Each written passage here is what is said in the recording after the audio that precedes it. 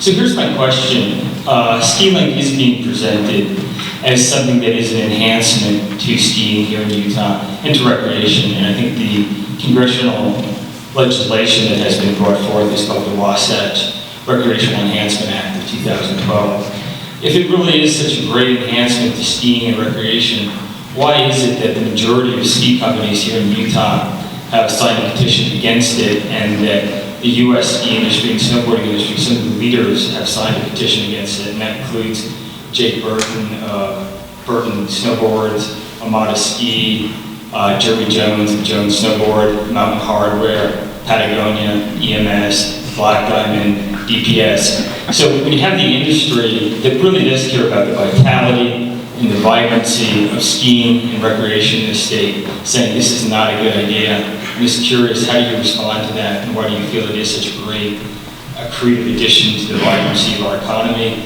to our mountain recreation economy, and to skiing here in Utah? Thank you. Thank you, Peter.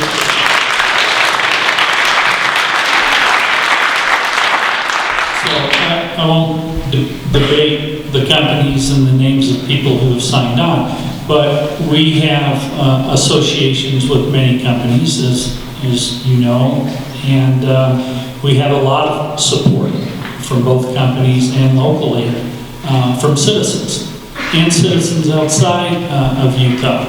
Some of the companies that you mentioned that have signed on in opposition actually have changed their position. When they signed that, you may be aware of some of those. They were not aware of the details of the project. They were led to believe that it was something else.